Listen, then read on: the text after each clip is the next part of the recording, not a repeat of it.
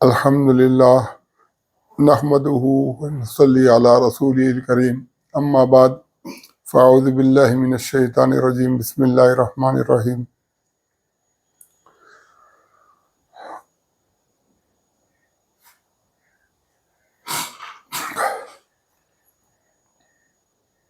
والذین جاہدوا فینا لنہدینہم سبلنا وان اللہ لمع المحسنین صدق اللہ مولانا العظیم۔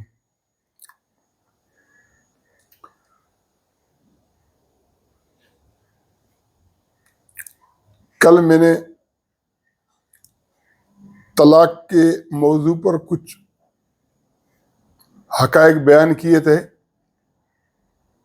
میں یہ چاہ رہا ہوں کہ جو کچھ باتیں رہتی ہیں اس کی طرف بھی قارئین کو متوجہ کروں۔ ایک وقت وہ تھا کہ طلاق کے مسئلے پر جس طرح کے علماء و مفتیان کے فتوے ہیں، مدارس کا نظام ہے، فقہی مسائل ہیں، تو میں بھی اپنے طور پر یہی سمجھتا تھا کہ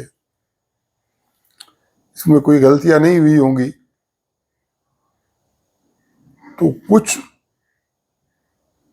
ذمہ دار قسم کے علماء اور شخصیات نے متعدد بار مجھے کہا کہ اگر آپ اس مسئلے کی طرف دیکھیں گے تو ہو سکتا ہے کوئی راستہ نکلے۔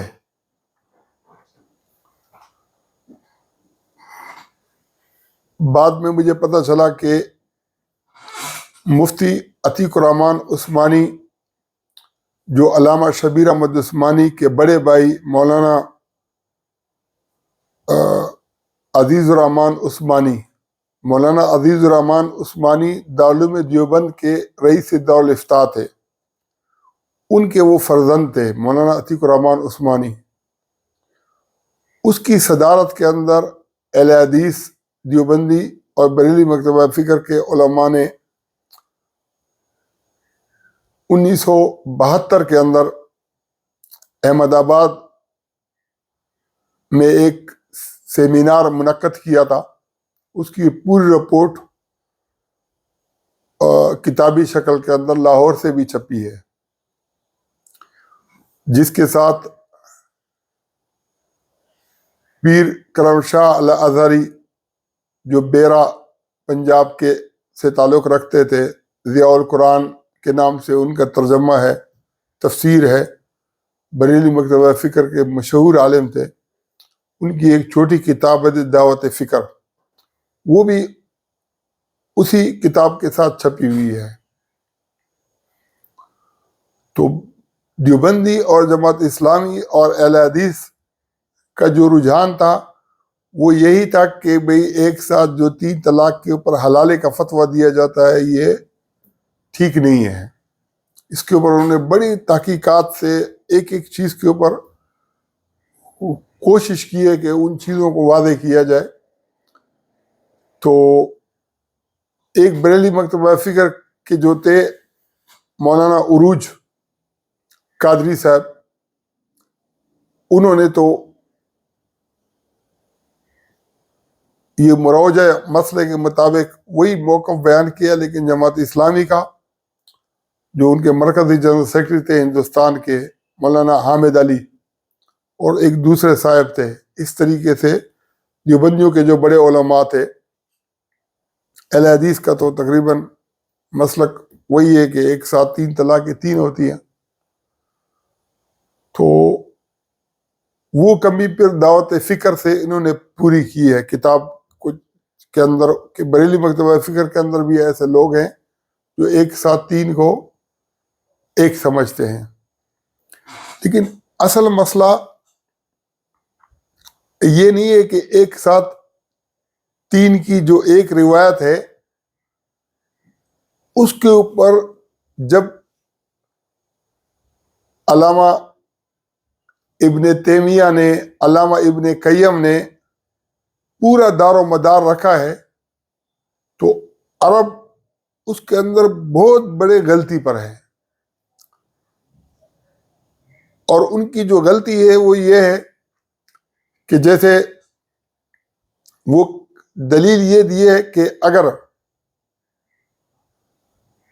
یہ کہا جائے کہ نماز کے بعد کہ 33 مرتبہ سبحان اللہ، 33 مرتبہ الحمدللہ، 34 مرتبہ اللہ اکبر، تو یہ تو 100 بار والا ثواب تو نہیں ملے گا جب تک سبحان اللہ سبحان اللہ سبحان اللہ 33 مرتبہ نہ کہا جائے۔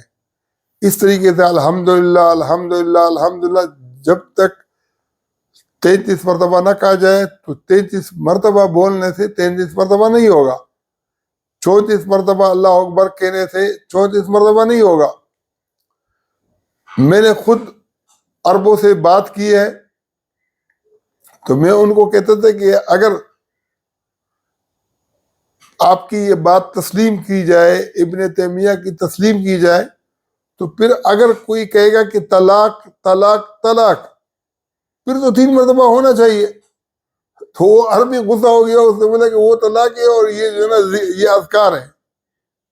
اس کا مطلب ہے کہ وہ عربی اس کے اوپر مطمئن ابن تیمیہ کے مسئلے پر بھی ہے نہیں، اس میں بہت بڑا تضاد ہے۔ اسی وجہ سے جو سعودی عرب کا سرکاری موقف ہے انہوں نے دوبارہ اس کو بدل دیا اور ابن تیمیہ کے مسلک کو انہوں نے رد کر کے جو 4 ائمہ کا متفقہ موقف ہے کہ ایک ساتھ 3 طلاق 3 سے 3 واقع ہو جاتی ہیں، اس کو سرکاری طور پر رائج کر دیا۔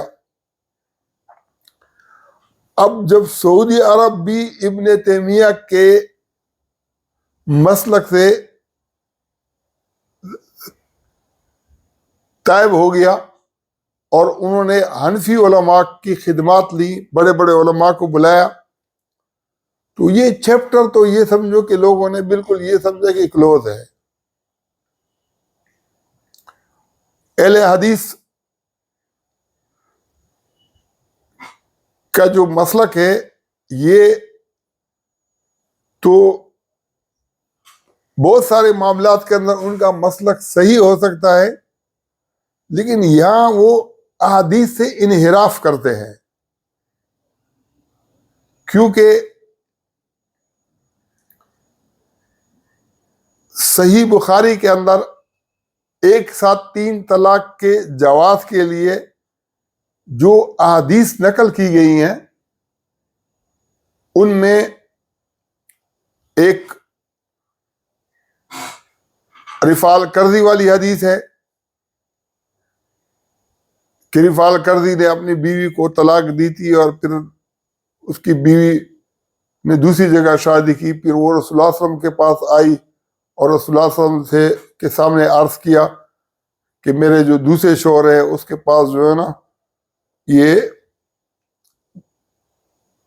دوپٹے کا پلو دکھایا کہ ایسی چیز ہے، تو نبی صلی اللہ علیہ وسلم فرمایا کہ کیا آپ رفاع کے پاس واپس جانا چاہتی ہو؟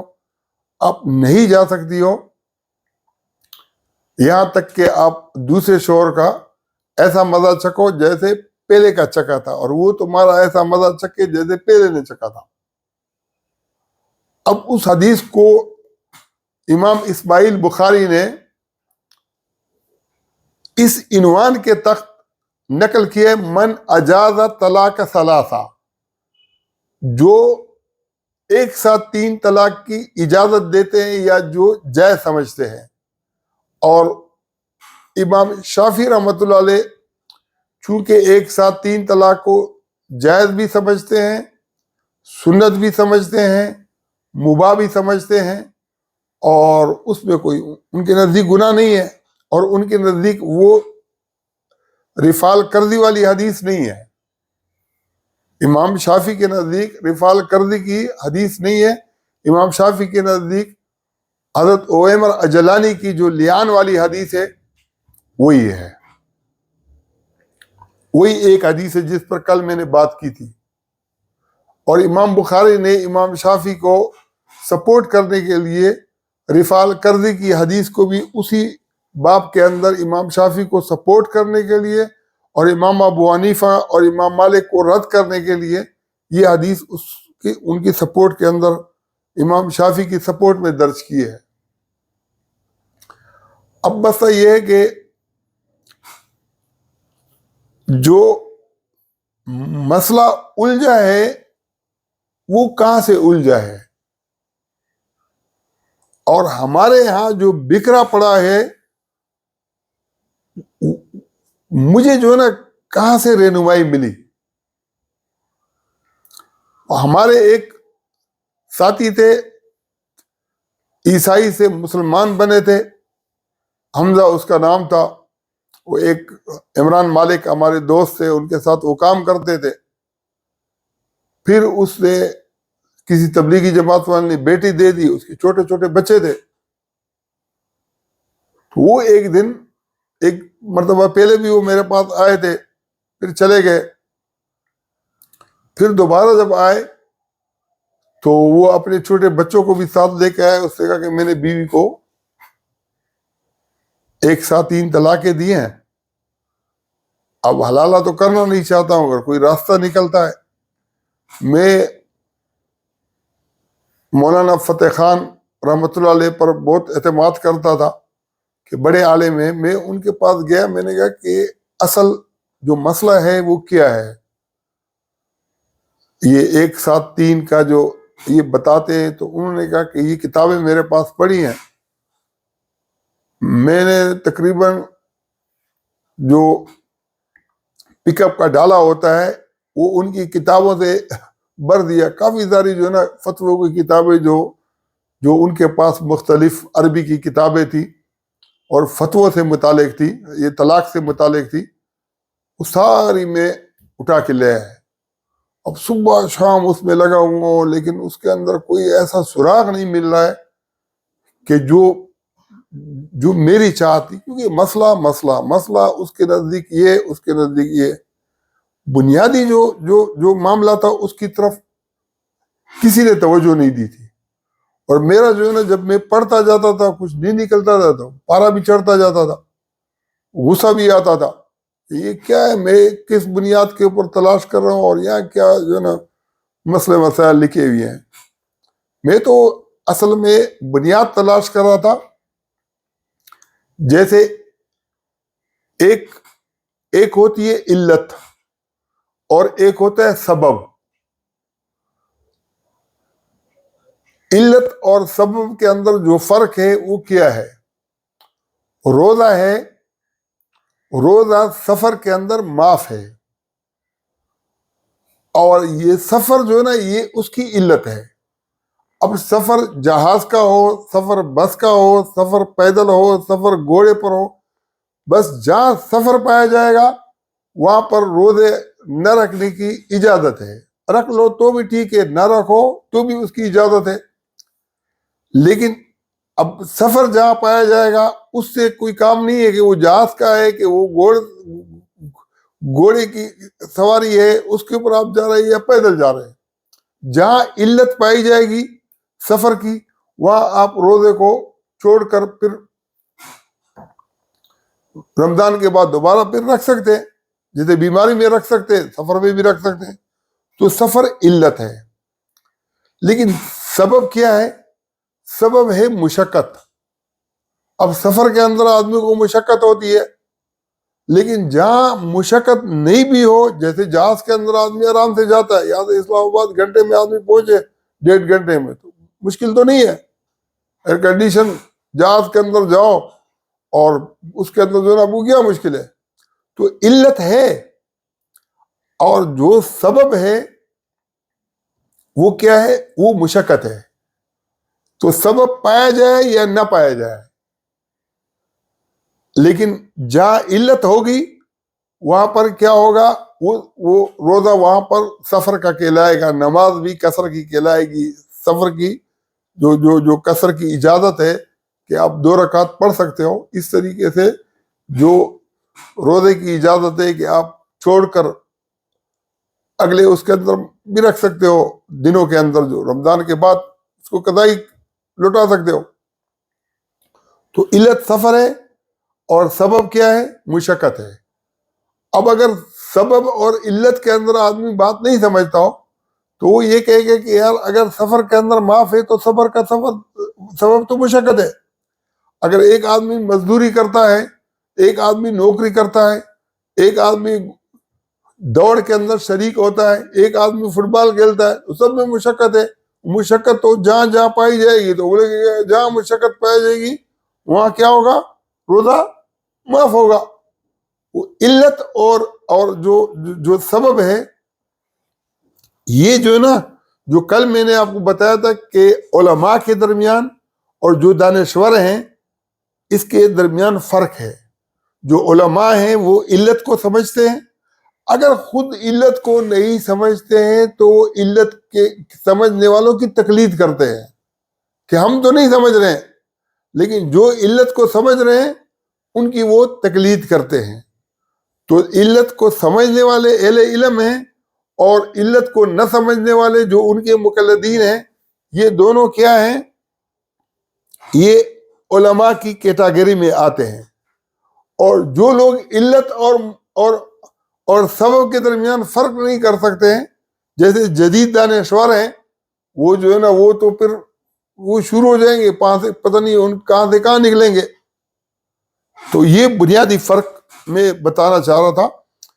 اب مسئلہ یہ کہ ایک طالب علم جو ہوتا ہے وہ علت کو ڈھونڈتا ہے،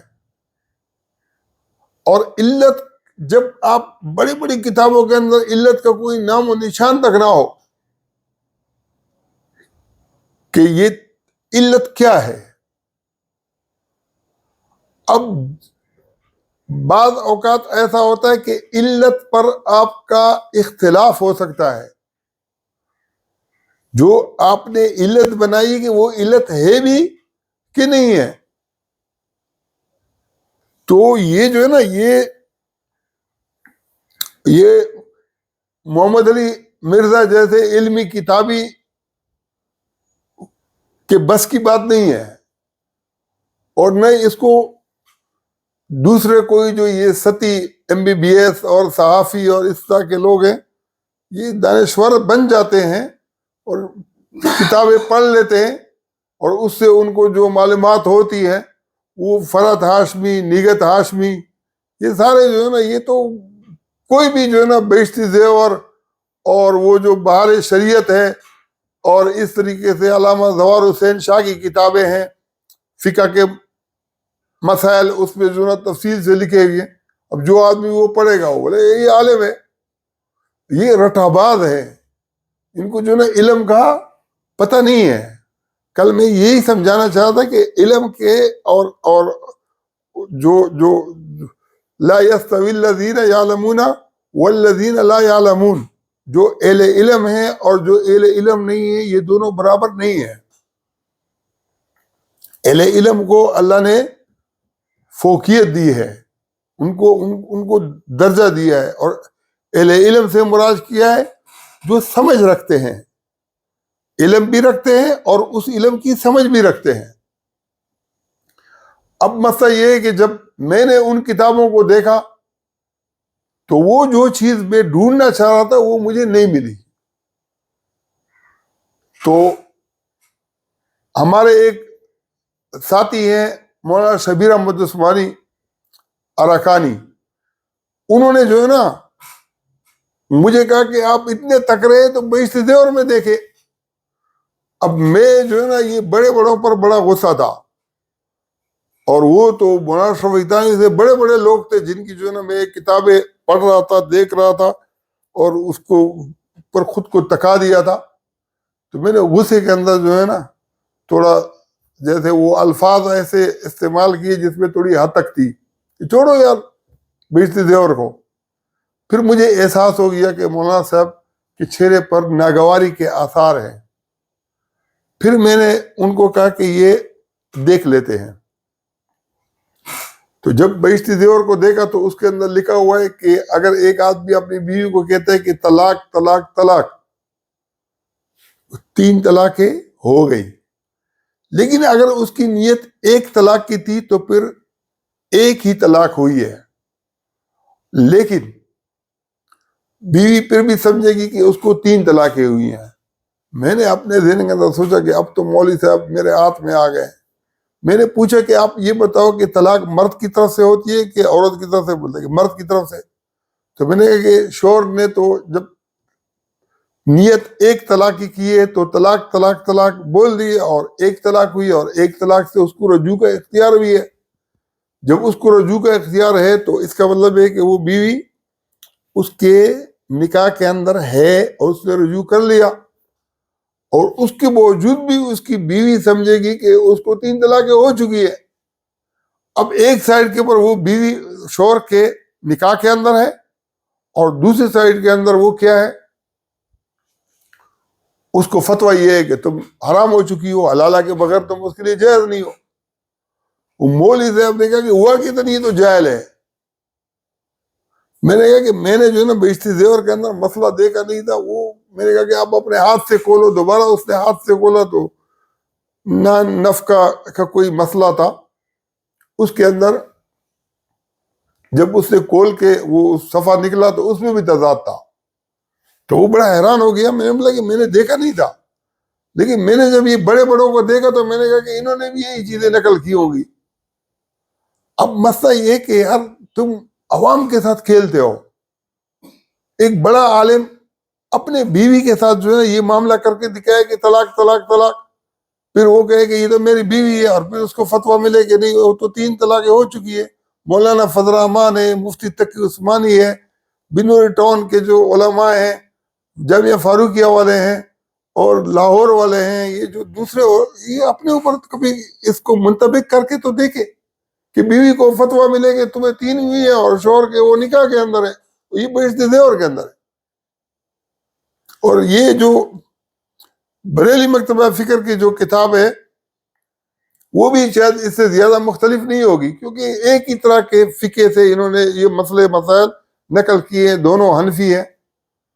اور میں بھی اگر حنفی مکتبہ فکر کے اندر پڑا ہوا نہ ہوتا، میں اہل حدیث ہوتا، میں جو ہے نا کوئی اہل تشیع ہوتا، اور میں امام شافعی کے مسلک سے تعلق رکھتا تھا، میں امام احمد بن حنبل کے مسلک سے تعلق رکھتا تھا، میں اگر امام مالک کے مسلک سے تعلق رکھتا تھا، تو مجھے نہیں لگتا ہے کہ آج جہاں میں پہنچا ہوں کہ میں وہاں پہنچ سکتا. یہ حنفی مسلک کی برکت ہے جہاں میں آج پہنچا ہوں. تو حنفی مسلک کے اندر جو کلیات ہیں، خیر اس وقت تو میں مجبور تھا اور میں نے ان کو کوئی فتویٰ نہیں دیا. وہ جو بندہ تھا وہ واپس کراچی آیا، بعد میں وہ ذہنی تو پریشان ہو گیا، نوکری چھوٹ گئی، پتہ نہیں وہ ڈکیتی کرنے لگا، کیا کرنے لگا، مارا گیا. اب اس کے بیوی بچے کون سے حال میں ہوں گے اللہ جانے. تو بہرحال یہ ایک واقعہ نہیں ہے، پتہ نہیں اس طرح کے کتنے واقعات ہوں گے جس کی وجہ سے لوگوں کی زندگیاں تباہ ہو جاتی ہے. لیکن میں تو کوئی نہ ملحد ہوں، نہ کوئی آزاد خیال ہوں، اور نہ کوئی ایسا ہوں کہ میں خود کو بہت بڑا مجتہد سمجھتا ہوں کہ میں نے جو فتویٰ دے دیا تو ٹھیک ہے. نہیں، میں جب تک کسی مسئلے کے تہ تک نہ پہنچوں اور وہاں سے مجھے قرآن اور حدیث سے رہنمائی نہ ملے تو یہ سوال ہی پیدا نہیں ہوتا تھا کہ میں اپنا جو ہے نا وہ بدل دیتا. پھر کسی نے مجھے کہا کہ بھئی یہ مسئلہ جو ہے نا طلاق دیے تو بیوی کا کیا بنے گا اس طرح سے. پھر میں نے سوچا کہ چلو احادیث کی طرف دیکھتا ہوں. اب احادیث کے اندر اگر آپ بخاری کو دیکھو، مسلم کو دیکھو، ترمذی کو دیکھو، ترمذی کا عنوان 103 طلاق دینے کے لیے جمہور کے دلائل، حدیث نمبر 1، حدیث نمبر 2، حدیث نمبر 3، حدیث نمبر 4، جمہور کے ڈھیر سارے دلائل. تو آدمی کا سانس اکڑ جاتا ہے کہ یار چاروں مسلک متفق اور جمہور کے اتنے سارے دلائل، اس کے مقابلے میں جو اقلیت ہے اس کی کیا اوقات ہے. پھر حدیث کی کتابوں سے جب میں مایوس ہو گیا، میں نے اپنے ذہن کے اندر سوچا کہ قرآن کی طرف تو دیکھو. جب میں نے اچھا اس سے پہلے ایسا ہوا کہ ایک اور کراچی کے ہمارے ایک ساتھی نے بیوی کو ایک ساتھ 3 طلاقیں دی، تو اس کا جو کوئی مخلص وہ تھا، مجھے اس سے بہت اصرار کیا کہ بھئی حلالے کا کوئی فتویٰ آپ دے دو۔ میں نے بولا کہ یار میں تو کہتا ہوں کہ حلالے کا فتویٰ جو ہے نا بالکل بھی غلط ہے، اور میں اس کے اوپر جو ہے نا وہ نہیں کرتا ہوں۔ میں بولتا کہ اسے بیوی چھوڑ دے وہ ٹھیک ہے نا، یہ بہت بڑی بے غیرتی ہے۔ اگر شریعت کے اندر یہ ہے بھی تو یہ کرنا نہیں چاہیے، بلکہ بیوی چھوڑ دینی چاہیے۔ یہ میرا اپنی غیرت، اپنا دماغ تھا۔ لیکن میں نے بولا کہ باقی تم لوگوں کی اپنی مرضی ہے۔ بنوئی ٹاؤن سے انہوں نے فتویٰ لیا، تو مولانا مفتی عبدالسلام چاڑگاوی کے اس کے اوپر دستخط تھے، اس میں یہ لکھا ہوا تھا جب فتویٰ دکھایا کہ بھئی یہ جو عورت ہے جو حلالے کی نیت حلالہ کرنا چاہ رہی ہے، یہ کسی شوہر سے جب نکاح کرے تو طلاق کو اپنے ہاتھ میں رکھے، کہ طلاق کا اختیار اس کے ہاتھ میں ہوگا۔ مجھے اس پر بھی بڑا تعجب ہوا کہ یار اگر طلاق کا اختیار عورت کے ہاتھ میں ہوا، یہ کون سا نکاح ہے نا۔ ابھی تو باقاعدہ جو ہے نا جو سرکار کی طرف سے جو فارم ملتے ہیں نا، اس کے اندر بھی لکھا ہوتا ہے کہ عورت کو بھی اختیار مل سکتا ہے۔ اب یہ چیز میں نے دیکھی، پھر جب حدیث کی کتابیں دیکھی وہاں سے مایوسی ہوئی، پھر قرآن کی طرف دیکھا۔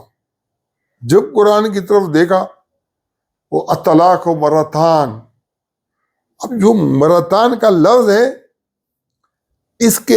اس کا بنیادی تقاضا یہ کہ الگ الگ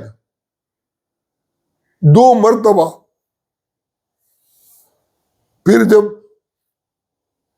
میرا دماغ قرآن کے اوپر کھلا، پھر احادیث کو ان کے ساتھ جو ہے نا دیکھا، تو قرآن اور احادیث کے اندر بالکل بھی کوئی تضاد نہیں ہے۔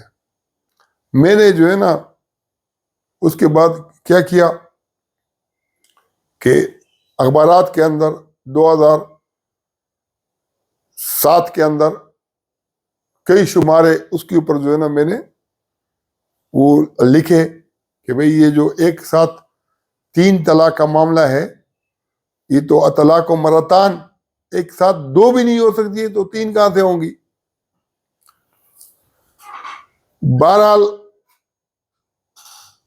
میں اب اس نتائج کا بتاتا ہوں کہ غلطی کہاں پر ہوئی ہے، اور نتیجہ جو ہے نا یہ اس کے جو غلط نکلے ہیں اس کی بنیاد کیا ہے۔ تو اس کے لیے میں یہ سمجھتا ہوں جو قرآن اور احادیث کا خلاصہ ہے وہ یہ ہے کہ آپ جب قرآن کے اندر دیکھو گے تو ہر مسئلے کے پیچھے کوئی نہ کوئی باطل کی کوئی نہ کوئی کیا ہے رسم ہے، جاہلیت کی کوئی نہ کوئی رسم ہے، جس کو مٹانے کے لیے اللہ تعالیٰ نے وہ آیت نازل کی ہے۔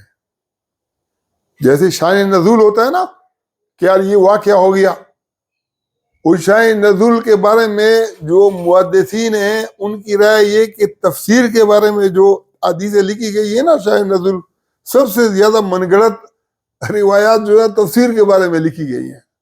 کوئی نہ کوئی جو ہے نا واقعہ اس کے لیے جو ہے نا بیان کیا جاتا ہے کہ یہ جو ہے نا یہ اس کا شان نزول ہے۔ لیکن مسئلہ یہ کہ جو علماء ہیں جو علم رکھتے ہیں ان کے لیے میں یہ خوشخبری سنانا چاہتا ہوں کہ اس جدوجہد کے نتیجے میں جو اتنے عرصے سے میں کر رہا ہوں، میں وہاں پہنچا ہوں جہاں پہنچنا چاہیے، اور اس کا خلاصہ یہ ہے کہ جس طریقے سے پل صراط کے بارے میں کہا جاتا ہے نا کہ وہ بڑا مشکل راستہ ہے، پانی سے باریک ہے اور جو ہے نا تلوار سے تیز ہے اور سوئی سے جو ہے نا باریک ہے اور پانی سے نرم ہے، تو طلاق کا مسئلہ بھی واقعتاً اتنا نازک ہے۔ لیکن نازک کیوں ہے؟ نازک اس لیے ہے کہ اگر آپ نے ایک دفعہ کہہ دیا کہ طلاق، اب آپ کا جو اختیار ہے وہ آپ نے منتقل کر دیا اپنی بیوی کو. اگر طلاق کہہ دیا تو آپ کا اختیار پھر نہیں رہا. جس طریقے سے اللہ نے کہا ہے المطلقات یتربصن بانفسہن ثلاثۃ قروء، پھر آگے اللہ نے فرمایا وبعولتہن احق بردہن فی ذلک ان ارادوا اصلاح. ان کے شوہر اس عدت میں صلح کی شرط پر ان کو لوٹانے کا حق رکھتے ہیں. تو یہ جو طلاق سے رجوع کے لیے علت ہے، وہ علت جو ہے نا یہ باہمی اصلاح ہے، باہمی رضامندی ہے، عورت کی رضامندی ہے. اگر عورت راضی نہیں ہوگی تو پھر وہ رجوع نہیں ہو سکتا. اگر عورت راضی ہو تو عدت کے اندر بھی رجوع ہو سکتا ہے، اور عدت کی تکمیل کے بعد بھی ہو سکتا ہے، اور عدت کے کافی عرصے بعد بھی رجوع ہو سکتا ہے. لیکن اس کے لیے علت کیا ہے؟ عورت کی رضامندی، یعنی شوہر کے ساتھ ساتھ عورت اگر راضی نہیں ہوگی تو پھر رجوع نہیں ہو سکتا. حضرت عمر فاروق رضی اللہ تعالیٰ عنہ نے اپنے دور کے اندر جو یہ کام کیا کہ ایک شخص نے اپنی بیوی کو 3 طلاقیں دی اور آپ نے اس کے اوپر 3 ہی کو نافذ کر دیا، تو اس کا مطلب کیا ہے؟ اس کا مطلب یہ ہے کہ وہ آدمی کہتا تھا کہ مجھے رجوع کرنے کا حق ہے، اور حضرت عمر نے کہا کہ آپ کو رجوع کا حق نہیں ہے. تو اس کے لیے بنیاد 3 نہیں تھی. بنیاد یہ تھی کہ اس کی بیوی راضی نہیں تھی. جب اس کی بیوی راضی نہیں تھی تو اگر 2 طلاق کے بعد راضی نہ ہوتی تو بھی اس کو رجوع کا حق نہیں تھا. اگر 1 طلاق کے بعد راضی نہ ہوتی تو بھی رجوع کا حق نہ تھا. اگر طلاق سرے سے وہ دیتا نہ تھا بلکہ وہ ایلا کرتا تو بھی اس کو رجوع کا حق، اگر بیوی راضی نہ ہو تو نہیں تھا. اور یہ قرآن اور احادیث کے اندر ساری چیزیں روز روشنی کی طرح واضح ہیں. اور یہ حضرت عمر کی طرف جو منسوب ہے، یہ صرف حضرت عمر کا معاملہ نہیں ہے، بلکہ یہ حضرت علی کرم اللہ وجہہ کا معاملہ بھی ہے. حضرت علی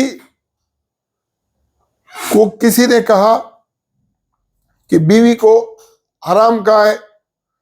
جب معلومات کی اور بیوی راضی نہیں تھی تو حضرت علی نے اس کو کہا کہ یہ حرام ہو چکی ہے، آپ اس سے اب رجوع نہیں کر سکتے ہو. حضرت عمر اور حضرت علی نے جو فیصلہ کیا یا جو فتویٰ دیا وہ قرآن کے عین مطابق ہے. طلاق 1 کا ہو یا 2 ہو یا 3 ہو، یا حرام کا لفظ کا ہو یا الا ہو، جب تک عورت راضی نہیں ہوگی تو مرد رجوع نہیں کر سکتا. اور یہ اس کی علت قرآن نے بیان کی ہے، اور یہ علت احادیث میں بھی بیان ہوئی ہے. جب رسول اللہ صلی اللہ علیہ وسلم نے اپنی ازواج سے سب کے سب سے ایلا کیا اور 1 مہینے کے بعد آپ رجوع کرنا چاہ رہے تھے، آپ نے رجوع کیا، اور آپ کو پتہ تھا کہ ازواج بڑی خوش ہوں گی، سارے مسلمان صحابہ کرام احباب سب خوش ہوں گے، وہ سب پریشان تھے. لیکن اللہ نے کہا کہ آپ رجوع نہیں کر سکتے، آپ ان کو اختیار دے دو. اگر وہ رہنا چاہیں گی تو رہیں گی، اگر نہیں رہنا چاہیں گی تو پھر کیا ہوگا؟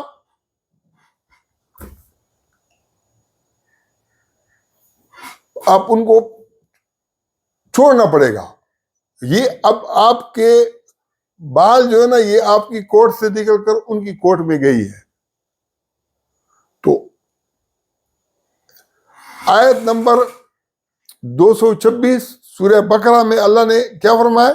للذین یؤلون من نسائہن تربص 4 اشہر فإن فاؤوا فإن اللہ غفور رحیم.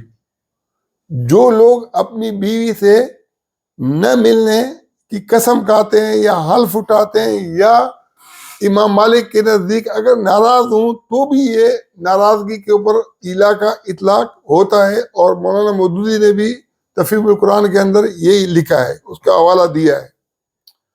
اب اگر ایک دفعہ شوہر ناراض ہو گیا تو اس کو ناراضگی کا حق ہے، اس نے حرام کہہ دیا حق ہے، اس نے طلاق کہہ دیا اس کا حق ہے. طلاق کے صریح اور طلاق کنایہ کے جتنے بھی الفاظ آپ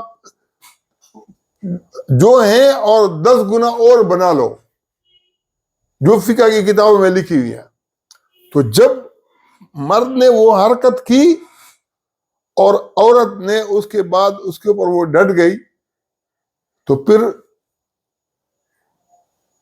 وہ رجوع نہیں کر سکتا. وہ کتنا نازک معاملہ ہے. نازک معاملہ کیوں ہے؟ اس لیے کہ ایک دفعہ شوہر کے منہ سے اگر نکل گیا، بطور مثال مذاق میں نکل گیا، حدیث کے اندر آتا ہے نا کہ 3 چیزیں ہیں جن کا جو ہے نا سنجیدگی کے اندر بھی وہ معتبر ہیں اور مذاق میں بھی وہ معتبر ہیں. اس میں ایک طلاق ہے، ایک اعتاق ہے اور تیسرا رجعت ہے. طلاق اگر ایک دفعہ بیوی کو کہہ دیے کہ طلاق اور بعد میں اس کو کہا کہ میں مذاق کر رہا تھا، تو اب آپ کا مذاق معتبر نہیں ہے، بس ہو گئی وہ طلاق. اس طریقے سے لیکن اگر وہ راضی ہے، اگر وہ صلح کے اوپر راضی ہے تو اللہ کہتا ہے کہ پوری عدت میں جو ہے نا صلح کر سکتے ہیں. اگر عدت ختم ہو گئی تو عورت کو کے لیے گنجائش ہے کہ وہ دوسری جگہ پر بھی شادی کر سکتی ہے. لیکن اگر عدت کے بعد بھی جو ہے نا وہ رجوع کے لیے راضی ہے تو اللہ کہتے ہیں کہ معروف طریقے سے رجوع کر سکتے ہو. اور اگر عدت کے کافی عرصے بعد یہاں تک کہ یہ تصور کر لیا جائے کہ بھئی اگر جیسے نئے سرے سے نکاح ہو رہا ہو، اذا طلقتم النساء فبلغن اجلہن فامسکوہن بمعروف اور سرحوہن بمعروف، تم نے طلاق دے دی اور پھر وہ عدت کو پہنچی اور پھر کیا ہے کہ آپ ان کو معروف طریقے سے رکھو یا معروف طریقے سے چھوڑو. اور اس لیے مت روکو کہ ان کو آپ کو ان کو تکلیف دینا جو ہے نا آپ کا مقصد ہو. کیونکہ طلاق کے اندر جو شوہر ہے وہ چھوڑ رہا ہوتا ہے اور بیوی چھوڑنا نہیں چاہتی. تو اس لیے عدت کے بعد بھی اگر معروف طریقے سے رجوع چاہے، معروف کا لفظ اس لیے لگا ہے کہ معروف ایک طلاق ہو تو بھی معروف رجوع ہے صلح کی شرط پر، 2 طلاق ہو تو بھی معروف رجوع ہے، 3 طلاق ہو عدت کے اندر پھر بھی معروف رجوع ہے، اور عدت کی تکمیل کے بعد بھی کیا ہے؟ معروف رجوع ہے. اور عدت کی تکمیل کے کافی عرصے بعد آیت نمبر 231 کے اندر وہ ہے، 232 کے اندر اللہ نے کیا فرمایا؟ تاکہ مولویوں کا جو بند دماغ ہے نا یہ بالکل آخریت تک کھلے کہ اذا طلقتم النساء فبلغن اجلہن فلا تعذلوہن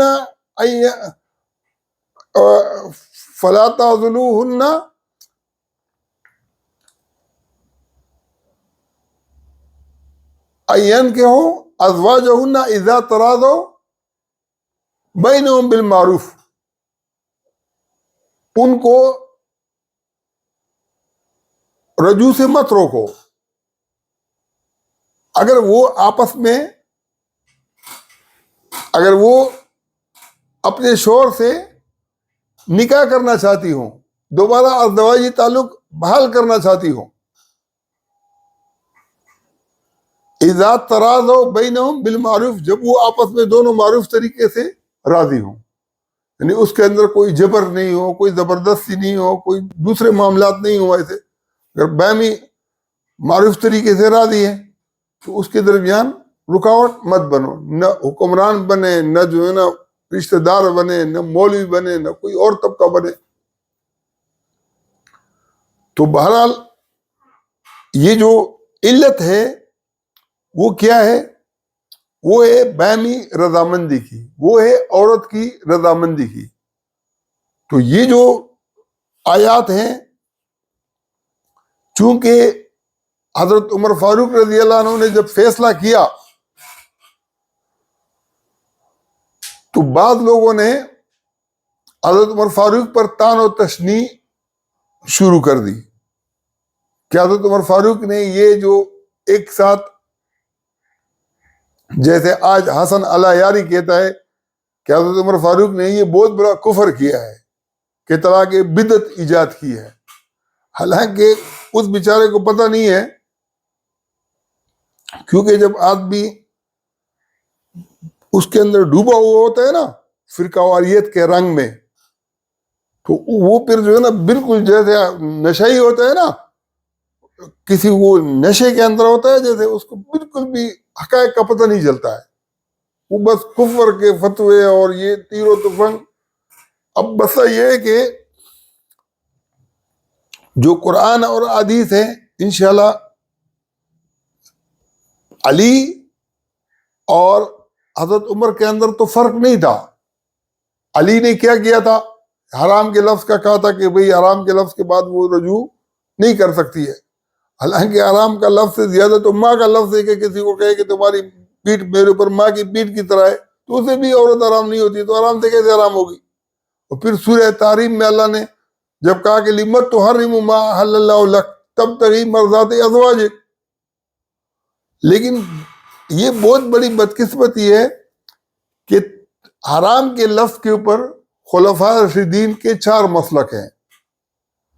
امام حضرت علی کی طرف منسوب ہے کہ وہ حرام سے 3 طلاق یا تیسری طلاق سمجھتے تھے۔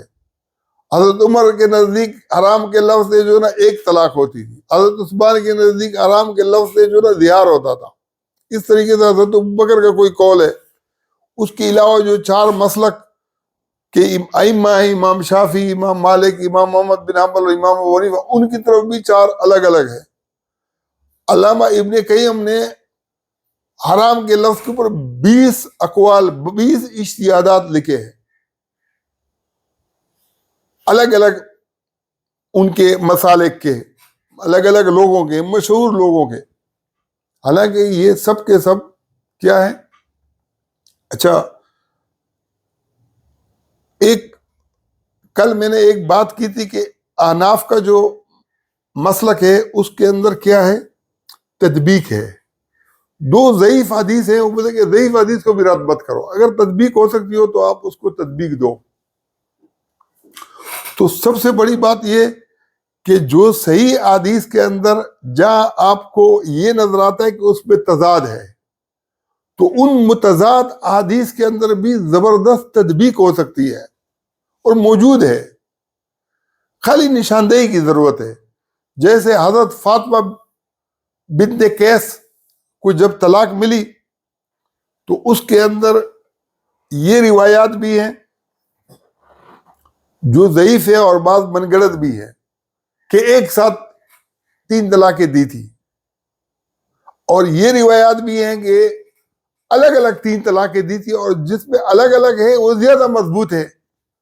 اب مسئلہ یہ ہے کہ ان دونوں روایات کے اندر تطبیق کیا ہے کہ ایک ساتھ 3 دے دی تھی اور شمار 1 کی تھی، اور پھر جو ہے نا جو الگ الگ جو ہے نا 3 طلاقیں دی تھی، تو ان دونوں روایات کے اندر کوئی تضاد موجود نہیں ہے۔ اس طریقے سے جو وہ والی روایت ہے کہ حضرت نبی اسلام حضرت ابوبکر اور حضرت عمر کے 2 سالوں تک جب ایک ساتھ 3 طلاق دی جاتی تھی تو 3 شمار ہوتی تھی، پھر حضرت عمر نے اس کے اوپر فیصلہ دے دیا، تو فیصلہ جس وجہ سے دیا وہ وجہ یہ تھا کہ وہ وجہ یہ تھی کہ وہ عورت رجوع نہیں کرنا چاہتی تھی۔ حضرت عمر تو حکمران تھے، حکمران کے پاس تنازع آتا ہے، جب بیوی اور میاں کے درمیان تنازع ہو گیا تو حضرت عمر نے بالکل قرآن کے مطابق کہ اگر جو ہے نا بیوی راضی نہیں ہو تو رجوع، جب الا میں نہیں ہو سکتا ہے تو پھر جو ہے نا طلاق میں کیسے ہو سکتا ہے، اور جب ایک میں نہیں ہو سکتا ہے تو 3 میں کیسے ہو سکتا ہے؟ تو یہ حضرت عمر کا بہت بڑا احسان ہے اس قوم کے اوپر، اس امت کے اوپر، کہ انہوں نے چیز واضح کی. اور وہی بات حضرت علی نے بھی کی ہے. حضرت علی نے حرام کے لفظ کی بنیاد پر کی ہے. سعودیہ سے ایک کتاب چھپی ہے خلفاء راشدین کے اجتہاد کے نام پر، تو اس میں حضرت علی کا یہ اجتہاد لکھا ہے. لیکن اصل مسئلہ یہ ہے کہ حضرت علی کا بھی یہ اجتہاد نہیں تھا. حضرت علی نے بھی قرآن کے مطابق فیصلہ دیا تھا کہ جب وہ عورت راضی نہیں تھی تو پھر حضرت عمر نے بھی حضرت علی نے بھی دونوں نے اس بنیاد کے اوپر فیصلہ دیا کہ وہ رجوع نہ حرام کے لفظ کے بعد ہو سکتا ہے، نہ ایک ساتھ 3 پر کر سکتا ہے، نہ ایک ساتھ 1 طلاق پر کر سکتا ہے. اور قرآن کے اندر تو یہاں تک کہ الہ کے اندر بھی نبی اسلام کو کہا کہ آپ رجوع نہیں کر سکتے. جہاں جو نا نہ حرام کا لفظ تھا اور نہ وہاں پر طلاق کا کوئی ایک لفظ تھا، وہ اختیار کی بات تھی. تو اختیار جب اللہ تعالیٰ نے قرآن کے اندر اتنا واضح کیا، اب آپ یہ دیکھیں کہ اگر ایک آدمی نے 1 طلاق دے دی، اب عورت رجوع کے لیے راضی نہیں ہے، پہلے مرحلے کے اندر کوشش کی نہیں منا سکا، دوسرے مرحلے کے اندر عدت کے نہیں منا سکا، تیسرے کے اندر پوری کوشش کی نہیں منا سکا. اب چوتھے مرحلے کے اندر جب وہ عدت اس کی ختم ہو جائے گی تو خود بخود اس فتوے کا اس کے اوپر اطلاق ہوگا کہ تمہارے لیے حلال نہیں ہے حتیٰ کہ وہ جہاں چاہتی ہے وہاں شادی کرے. یعنی یہ حکم خود بخود متوجہ ہوگا. اگر یہ کرتا ہے جبر، اگر یہ کرتا ہے زبردستی، تو اس کے لیے یہ حکم، کیونکہ وہ اس کے لیے حلال نہیں ہے. اس طریقے سے ایلا کے اندر اگر ایک آدمی اپنی بیوی سے ایلا کرتا ہے اور وہ راضی نہیں ہے، 4 مہینے کے بعد جو ہے نا وہ اس کی عدت ختم ہو جاتی ہے اور وہ چلی جاتی ہے، کسی اور سے شادی کرتی ہے، تو پھر کیا ہوگا کہ وہ شوہر اگر اس کے اوپر جبر کرے گا تو اس کی طرف حکم متوجہ ہوگا کہ وہ جب تک دوسری سے شادی نہیں کرے تو ہمارے لیے جائز نہیں ہے. وہ جو آیت نمبر 230 کے اندر ہے اس کا اطلاق ہر جگہ پر ہوتا ہے اگر عورت راضی نہ ہو، کیونکہ ہر جگہ معروف کی شرط کے اوپر کہا ہے کہ عدت کے اندر بھی معروف کی شرط پر رجوع کر سکتا ہے، اور عدت کی تکمیل کے بعد بھی معروف کی شرط. جہاں معروف کی شرط نہیں پائی جائے گی، جہاں صلح کی شرط نہیں ہوگی، جہاں اصلاح کی شرط نہیں ہوگی، تو نتیجے کے اندر کیا ہوگا کہ عورت اس کے لیے حرام ہوگی. تو عورت کے اوپر اللہ نے قرآن کے اندر بہت بڑا احسان کیا تھا، لیکن دوسری سائڈ کے اوپر مواقع بھی دیے ہیں کہ باہمی رضامندی سے عدت کے اندر اور عدت کی تکمیل کے بعد بار بار کہے کہ آپ رجوع کر سکتے ہو. تو یہ چیز اگر ذہن میں بیٹھ جائے تو آپ کو احادیث کے ذخیرے کے اندر اور قرآن کے اندر جو صحیح حدیث ہیں ان کی بھی بالکل وضاحتیں مل جائیں گی، اور جو ضعیف حدیث ہیں ان کی بھی آپ تطبیق کر سکو گے. کسی حدیث کو رد کرنے کی بالکل بھی ضرورت نہیں ہے، اس کو صحیح مقام پر رکھا جائے. تو بہرحال یہ جو حنفیوں کا جو مسلک ہے وہ اس نتیجے کے اوپر آدمی کو پہنچاتا ہے جس نتیجے پر میں پہنچا ہوں. بریلوی مکتبہ فکر کے جو حنفی علماء ہیں وہ بھی مجھ سے متفق ہیں، اور جو دیوبندی مکتبہ فکر کے حنفی علماء ہیں وہ بھی مجھ سے متفق ہیں. اور جو اہل تشیع ہیں اگر ان کے کسی امام کی طرف یہ منسوب ہے کہ ایک ساتھ اگر آپ نے وہ کرنا ہے، طلاق دینی ہے، تو پہلے مرحلے کے اندر بھی 2 گواہ مقرر کرو، دوسرے مرحلے میں بھی، تیسرے مرحلے میں بھی. تو انہوں نے اپنے کمکلوں کو حلالہ سے بچانے کے لیے یہ شرائط رکھے ہوں گے کہ حلالہ جو ہے نا، تاکہ حلالے کے لیے پھر جو ہے نا یہ اس مصیبت میں مبتلا نہ ہو. لیکن میں یہ کہہ رہا ہوں کہ اگر اس کی وجہ سے پھر حلالے میں یہ پڑھتے ہیں کہ ایک آدمی شیعہ ہے اور وہ اپنی بیوی کو جعفریہ کے طریقے سے طلاق دیتا ہے اور اس پر 2 گواہ بناتا ہے، پھر دوسرے مرحلے میں پھر گواہ وہ کر لیتا ہے، پھر 2 گواہ بنا لیتا ہے، پھر تیسرے مرحلے میں پھر طلاق دیتا ہے، پھر 2 گواہ بنا لیتا ہے، پھر اگر کبھی وہ رجوع کرنا چاہے اور جعفریہ والے اس کو رجوع کی اجازت نہیں دیتے ہیں تو یہ ان کی غلطی ہے، اور جعفریہ والوں کو ہم نے فتوے دیے ہیں کہ وہ جو ہے نا رجوع کرنا چاہے تو بغیر حلالہ کے کر سکتے ہیں۔ اس طریقے سے غلام محمد پرویز جو تھا، اس نے جو حنفی مسلک کے 3 اقسام طلاق کے مشہور ہیں کہ ایک طلاق احسن ہے، طلاق احسن یہ ہے کہ ایک طلاق دے دی پھر چھوڑ دی، اور طلاق حسن یہ ہے کہ ہر مرحلے کے اندر ایک ایک طلاق دے دی، اور طلاق بدعت یہ ہے کہ ایک ساتھ 3 طلاقیں دے دی۔ تو یہ جو حنفیوں نے تقسیم کی ہے، اس تقسیم کا غلام محمد پرویز نے یہ فائدہ اٹھایا کہ اس نے کہا کہ یہ جو طلاق احسن ہے کہ ایک مرتبہ طلاق دینی ہے، اس کے بعد پھر کیا کرنا ہے، پھر دوسری مرتبہ طلاق نہیں دینی ہے، تو یہ ایک مرتبہ ہی طلاق ہوگی۔ اب ایک دفعہ اگر معاملہ بگڑ گیا اور پھر رجوع کر لیا، پھر دوسری مرتبہ معاملہ بگڑ گیا پھر رجوع کر لیا، پھر تیسری مرتبہ بگڑا تو پھر وہ کہتے ہیں کہ پھر تیسری مرتبہ پھر جب تک وہ کسی اور سے شادی نہیں کرے ان کو رجوع نہیں کرنے دو، اور یہ بھی بکواس ہے، یہ بھی مولوی زدہ ہے وہی مولویوں کا جو ہے چربی انہوں نے جو ہے نکال کے جو ہے نا پینا شروع کیا ہے، کوئی طلاق احسن سے چربی نکالتا ہے کوئی، لیکن خود علماء نہیں تھے، نہ علماء کے شاگرد تھے۔ الحمدللہ ہمارا تعلق علماء سے ہے، علماء سے سیکھا ہے، علماء سے سمجھا ہے، علماء کا فیض ہے، ہم علماء سے محبت کرتے ہیں، اور ہم چاہتے ہیں کہ دنیا کے اندر علماء ہی سرخرو ہوں۔ درس نظامی کا جو طریقہ کار ہے وہ آپ کو ایک اچھے نتیجے کے اوپر پہنچاتا ہے، اور اس میں جو غلطیاں ہیں اس غلطیوں کو اگر ہم موٹی غلطیوں کو اچھے انداز کے اندر دور کریں گے تو یہ جو ہمارے ہاں اسلام کی شکل ایسی بگاڑ دی گئی ہے کہ مفتی منیر شاکر صاحب کہتے ہیں کہ اللہ نے وعدہ کیا ہے ایمان والوں سے کہ ان کو خلافت ضرور دے گا، تو یہ خلافت جب یہاں ہندو اور مسلمانوں کی تعداد کتنی تھی، تقریباً 7 کروڑ تھی پورے خطے کے اندر، اور سکھ جو ہے نا 30 لاکھ تھے، تو 30 لاکھ سکھوں نے 7 کروڑ لوگوں پر حکومت کی ہے، لیکن کیوں کی ہے کہ جو بابا گرو نانک تھا وہ مسلمان نہیں ہوگا، وہ ہندو بھی نہیں تھا، وہ مسلمان بھی نہیں تھا، لیکن وہ فطری طور پر جو ایک اچھا انسان ہوتا ہے نا وہ تھا، وہ توحید کا بھی قائل تھا، اور یہ جو آپ کے حلالے شلالے ہیں اور یہ جو آپ نے مذہب کو بگاڑا ہے اس مذہبی بگاڑ کا بھی وہ قائل نہیں تھا۔